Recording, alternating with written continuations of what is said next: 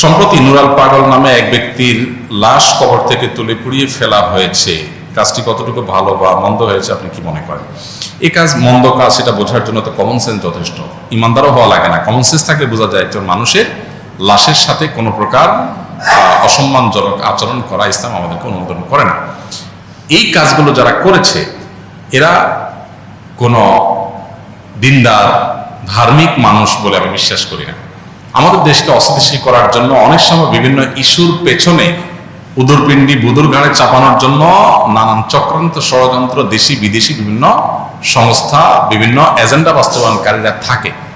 আপনি লক্ষ্য করবেন এই ঘটনার ঠিক পরপরই চট্টগ্রামে হাটহাজারী মাদ্রাসার ওখানে আপনার সুন্নি ওয়াহাবি নামে সেখানে আরেকটা গন্ডগোল সৃষ্টি হয়েছে।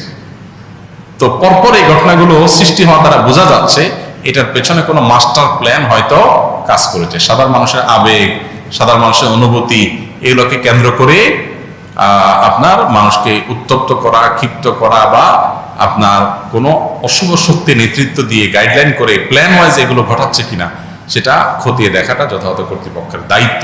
তাছাড়া নুরাল পাগলার এখানে শরিয়া বিরোধী যে কাজগুলো হচ্ছে, বাংলাদেশের 99.9% মানুষ বা তারও বেশি সংখ্যক মানুষ মুসলমানদের মধ্যে, তাদের মধ্যে যে বিশ্বাস আছে সে বিশ্বাস পরিপন্থী কাজ বা মুসলমানদেরকে আহত করতে পারে, ক্ষিপ্ত করতে পারে, সেরকম কাজ যখন হয় তখন প্রশাসনের দায়িত্ব থাকে সেটাকে কন্ট্রোলে আনা, সেটা বন্ধ করা বা সেটার জন্য যথাযথ পদক্ষেপ গ্রহণ করা। সেটা না করে এটাকে এই পর্যন্ত যেতে দেওয়া হবে কেন, সেটাও একটা বড় প্রশ্নের বিষয়। তো এখানে আমরা কি ঘটেছে, তার জন্য দায় কাঁদে, সেটা আমরা তো বলার কোনো প্রশ্নই ওঠে না, কারণ আমরা জানি না যে পেছনের ঘটনা আসলে কার কতটুকু। এটা সংশ্লিষ্ট কর্তৃপক্ষের খুঁজে বের করা দায়িত্ব। আমরা সাধারণ মানুষ হিসাবে অনেক সময় দেখা যায় আমাদের কাছে একটা জিনিসকে কালো দেখানো হয়, আমরা মনে করি কালো, আসলে এটার পিছনে হয়তো ভিন্ন কোনো প্ল্যান আছে যেটা সাদাকে কালো করার চেষ্টা করা হচ্ছে। এই জন্য আমরা এই ধরনের বিষয়ে হুটহাট কোনো মন্তব্য করব না, দায়িত্বশীলতার জায়গায় থাকার চেষ্টা করব। কারণ একজন মুসলমানকে আল্লাহ বলেছেন ওয়ালা তাকফু মা লাইসা লাকা বিহি ইলম, যে বিষয়ে তুমি জানো না সে বিষয়ে তুমি কোনো অবস্থান গ্রহণ করতে যাবে না। বিধায় এই সমস্ত জায়গায় আমাদের খুবই সতর্কতার সাথে মন্তব্য করতে হবে এবং মূল বিষয়ের সাথে ভিন্নমত করার কোনো সুযোগ নাই। নবী করিম সাল্লাল্লাহু আলাইহি সাল্লামের হাদিস রয়েছে, নাহান নবী সাল্লাল্লাহু আলাইহি ওয়াসাল্লাম আনিল মুসলা, নবীজি রণাঙ্গনে যুদ্ধক্ষেত্রে পর্যন্ত প্রতিপক্ষ মুসলমানদের শত্রু পক্ষের কারণ লাশ বিকৃতি সাধন করতে নিষেধ করেছেন। আজকের পৃথিবীতে কত পৈশাচিক উল্লাস মানুষ করে। নবীজি সাল্লাল্লাহু আলাইহি ওয়াসাল্লাম এতগুলো যুদ্ধে অংশগ্রহণ করেছেন, নেতৃত্ব দিয়েছেন, একটি যুদ্ধে কেউ দেখাতে পারবে না আবু জাহাল আবু লাহাবের মতো কাট্টা কাফেরেরও নাক কান কেটে ফেলা হয়েছে, হাত পা কেটে ফেলা হয়েছে, বিকৃতি সাধন করা হয়েছে, আপনার পৈশাচিক আনন্দ করা হয়েছে, তাকে হত্যা করে, এরকম কেউ দেখাতে পারবে না। অতএব একজন মুসলমান তিনি কোন অবস্থাতে এই ধরনের বিষয়কে সমর্থন করতে পারেন না। আমরা বিশ্বাস করি এর পেছনে কোনো অশুভ শক্তি কিছু সরলমান মানুষকে সামনে রেখে তারা হয়তো এই কাজ করেছে, অথবা তারাই প্রত্যক্ষভাবে এখানে জড়িয়েছে নানাভাবে। আল্লাহু আ'লাম। কবরস্থানের পাশেই টয়লেট স্থাপন করা যাবে কিনা? কবরস্থানের আশেপাশে টয়লেট স্থাপন করা মৌলিকভাবে কোনো নিষিদ্ধ বিষয় নয়। কবরস্থানের প্রতি কোনো অসম্মান যেন না হয় সেটাই মূল লক্ষ্য করার মতো বিষয়। একেবারে কবরের সাথেই লাগাইলেন, নোংরা জায়গা রাখলেন, সেটা অবশ্যই কবরস্থানের প্রতি অসম্মান এবং নাজায়েজ। কিন্তু কবরস্থানের পাশে ওয়াল আছে, ওয়ালের পরে, একেবারে কবরস্থানের ভিতরে না, কবরের সাথে না, একটা পার্টিশন আছে একটু সাইডে, কবরস্থানের প্রতি অসম্মান প্রদর্শন হয় না। বিশেষ করে কবরস্থান যারা জিয়ারত করতে আসে তাদের দুর্গন্ধের কারণ হয় না।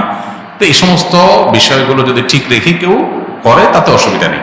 মসজিদের পাশে যদি টয়লেট থাকতে পারে তাহলে কবরস্থানের পাশে থাকলেও অসুবিধা নেই। দেখার বিষয় সেটা জিয়ারতকারীদের অসুবিধা হয় কিনা বা কবরস্থানের বা কবরবাসীর প্রতি অসম্মান বোঝা যায় কিনা, সেরকম দৃষ্টিকটু অথবা সেরকম পরিবেশগতভাবে কোনো ত্রুটিপূর্ণ বিষয় আছে কিনা, এটাও দেখার বিষয়। এরপরে প্রশ্ন হলো সূরা পড়ার, নামাজে সূরা পড়ার ধারাবাহিকতাটা কি? অনেকে বলে যে প্রথম রাকাতে নাকি সূরা ফাতিহা পড়ার পর যেই সূরা পড়ব দ্বিতীয় রাকাতে নাকি তার থেকে ছোট সূরা পড়তে হবে, তৃতীয় রাকাতে এবং চতুর্থ রাকাতে আবার এর থেকেও ছোট। আবার অনেকে বলে যে প্রথম রাকাতে যে সূরা পড়ব দ্বিতীয় রাকাতে নাকি তার পরের সূরা পড়তে হবে, মানে প্রথম রাকাতে ৮০ নম্বর সূরা পড়লে নাকি পরের রাকাতগুলোতে তার ধারাবাহিকতা অর্থাৎ ৮১, ৮২ বা তার পরের সূরাগুলো পড়তে হবে, আগেরগুলো পড়া যাবে না। তাহলে কোন নিয়মটা সঠিক, কিভাবে পড়তে হবে? আপনি যেটুকু বলেছেন এই সবগুলোই সঠিক এবং সবগুলো মেনটেন করতে হবে। সূরা নামাজের মধ্যে সূরা ফাতিহার পর অন্য সূরা মিলানোর ক্ষেত্রে মূলনীতি বা প্রিন্সিপাল হলো যে প্রথম রাকাতের তুলনা দ্বিতীয় রাকাতটা একটু ছোট করা সুন্নাত। প্রথম রাকাতে যতটুকু কেরাত পড়বেন, দ্বিতীয় রাকাতে কেরাতটা আরেকটু ছোট হবে, স্মল হবে, এটা সুন্নাত। কিন্তু এটা যদি ব্যত্যয় হয়ে যায় তাতে কোনো মহাভারত শুদ্ধ হয়ে যাবে না, মহাভারত শুদ্ধ হয়ে যাবে না, অর্থাৎ কোনো সমস্যা হবে না, যা আছে তাই থাকবে, নামাজ হয়ে যাবে। বিধায় আপনার সুন্নার খেলাফ হবে, জাস্ট এইটুকু। এটাকে নিয়ে অনেক বড় করে দেখার কিছু নাই, তবে চেষ্টা করা ভালো যে প্রথম রাকাতে চাই দ্বিতীয় রাকাতটার জন্য কেরাত যেন একটু ছোট হয়, এটা নবী সাল্লাল্লাহু আলাইহি ওয়াসাল্লামের সুন্নাহ। সুন্নাহ না মানলে এটা লবণ কম হবে, তরকারি হয়ে যাবে, নামাজ হয়ে যাবে, কিন্তু এটা অনুত্তম হবে। আর ধারাবাহিকতা রক্ষা করাও সুন্নাহ, যেটা আপনি বলেছেন যে ৮০ নম্বর সূরা পড়ছেন প্রথম রাকাতে, তার এরপর ৮১ নম্বর পড়বেন, এভাবে ধারাবাহিকতা তারপরের গুলো পড়বেন। উল্টা দিকে পড়লে নামাজ হয়ে যাবে, কিন্তু ইচ্ছাকৃত এরকম করাটা মাকরুহ, ইচ্ছাকৃত এরকম করাটা অনুচিত, নামাজের কোয়ালিটি নষ্ট করবে।